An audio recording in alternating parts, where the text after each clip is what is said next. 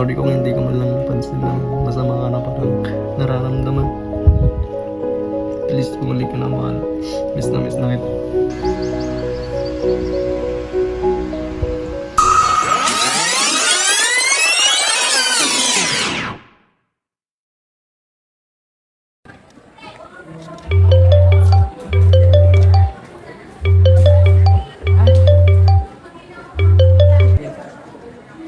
Nasaan ka na ba? Late na tayo.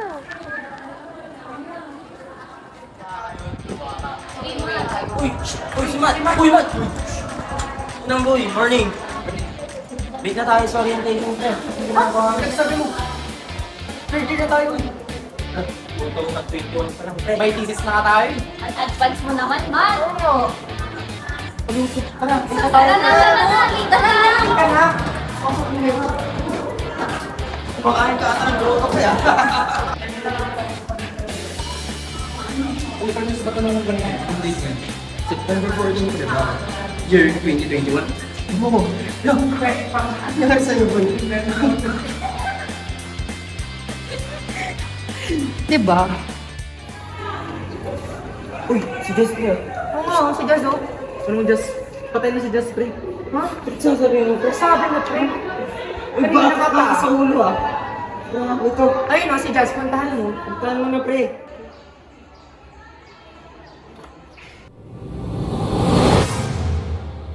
Oh! Ba't ngayon ka lang? Kanina pa kita tinatawagan. Uy! Bakit? Kanina ka pa pala Iba yung dala mo. Ano nangyari sa'yo? Halika. So, boy, ka talaga siya. Destiny card. Dalan mo!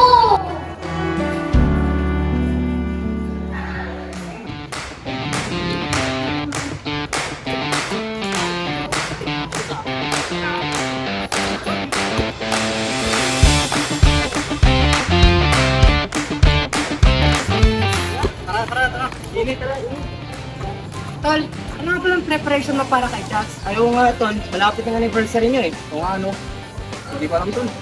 Eh, kung surprise mo kaya siya? Uy, samahan mo na rin ng Knolix na crochet, friend. Sakto, tawagin natin yung mga friends na. Oh, sige, sige, sige. Init rin. Tara, mukha mo. Init rin.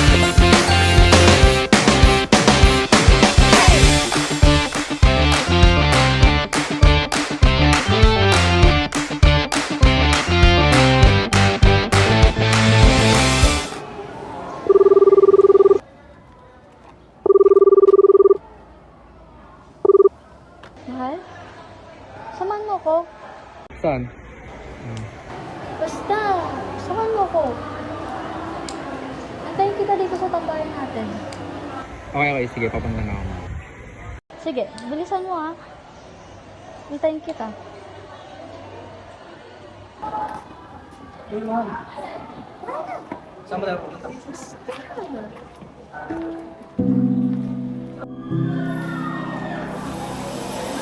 Ha? Bakit tayo nandito? Wala kasi pakinig. Tanong ka lang,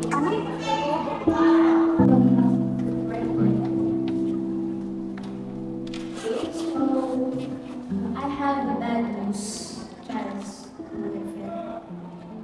Based on laboratory result, we found out na meron kang brain tumor. Ha? Brain tumor? Diyos, ano? Yes. So, balik na lang kayo if itutuloy natin yung medical procedure. Eh, Dok, may chances pa ba na gagawin siya? Yes, may chance na magiging siya, pero maliit lamang ito. So, kayo na yung bahala. Kapag itutuloy niyo ito, hindi. So, ito yung result. I'm sorry.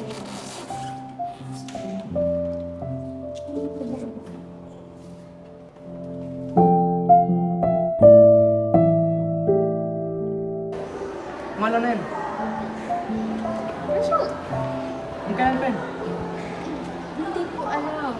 Pero takot kasi ako sabihin sa'yo. Okay, okay. Don't worry. Gusto ka nila. I mean,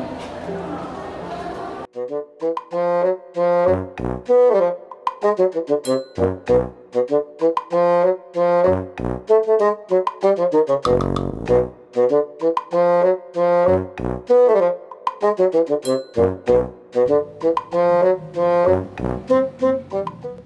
na yung pag-scroll mo dyan sa phone mo. Tumulong ka dito.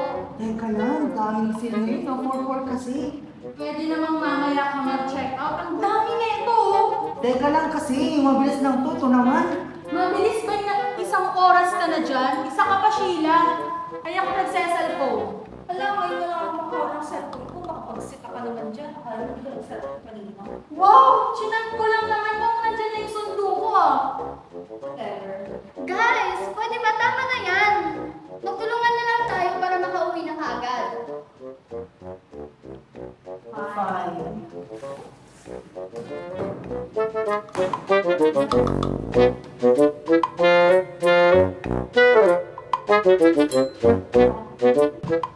Kaya okay ko lang. Oo nga, parang alalang-alala ka today, di ba? Ay, anniversary ba ngayon? Oo. Pwede ka na mauna, te. Kami nang bahala dito. Correct. Oo. No problem. Sige, tara na bukas. Kunin mo na. Oo nga. Thank you. Okay, Bye! Bye! Parang magmamadali niya. Tara na din.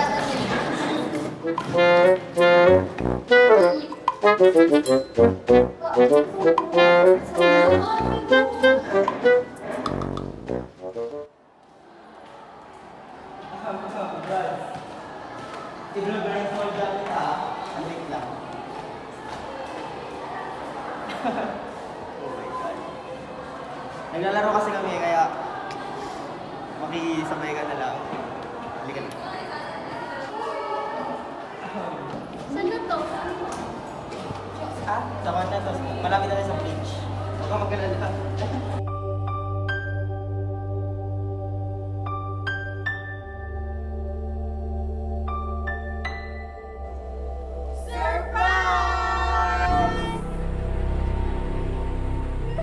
Happy anniversary, man. You deserve this. I will love you until my last breath. Happy anniversary. Hala, ano to?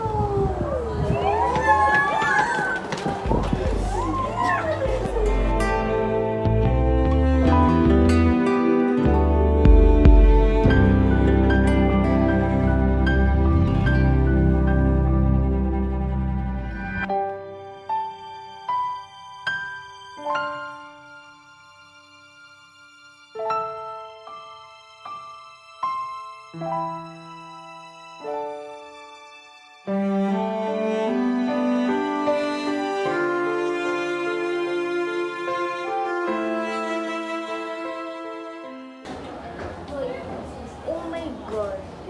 Ano to? Buntis siya? Screenshot nga. Nasaan sa GC?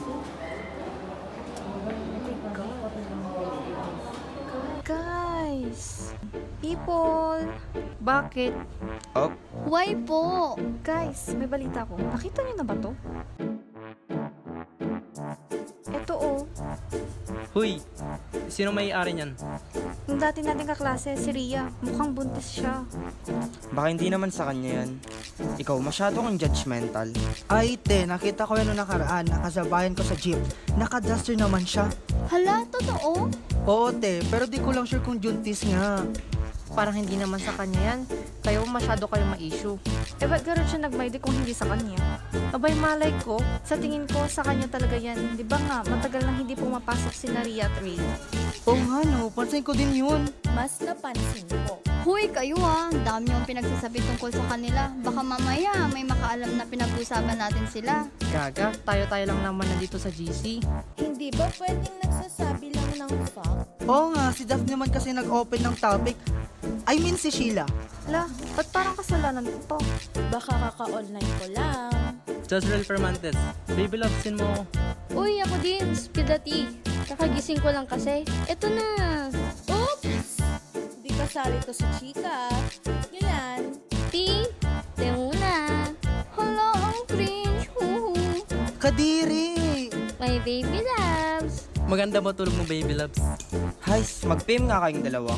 Ang kakalat. But it says for where I keep on hearing about me and Ray. Gusto niyo magpaliwanag? Ma'am, hindi naman po sa pinag-chismisan namin sila eh. Na-curious lang naman po kami kung totoo ba naririnig naman sa kanila. Pero mga anak, ano yung hindi maganda na pinag-uusapan nila sa isang chismis? Lalo na hindi naman ito totoo. Ma'am, bakit po hindi kasi nakapapasok? Mag-iisang ba na po yun, ma'am? Kaya nga po ma'am, ano po ba na nangyari sa kanila? Si Ria ay nasa hospital at binabantayan ng kanyang kapatid na buntis. Kaya pinayagan ko muna siya mag-module. Ma'am, and si Rin po? Si Ray naman ay kinuha ng kanyang tito para mag-aral sa ibang bansa. Hindi pala totoo. Yes, kaya wag naman kayong mag-chichismis na hindi naman na totoo at hindi nang papatunayan. Sana magsilbing lesson ito sa inyo. Sorry. Masha, we go home now.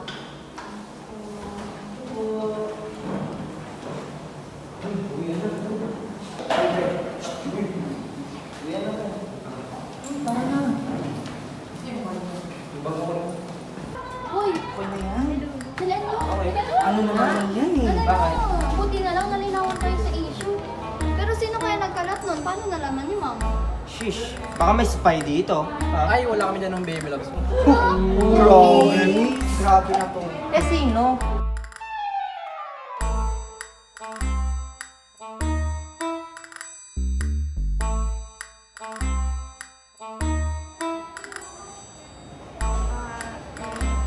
Naiwan ko kasi nakabukas yung messenger ko, kaya baka nakita ng iba natin sa klase.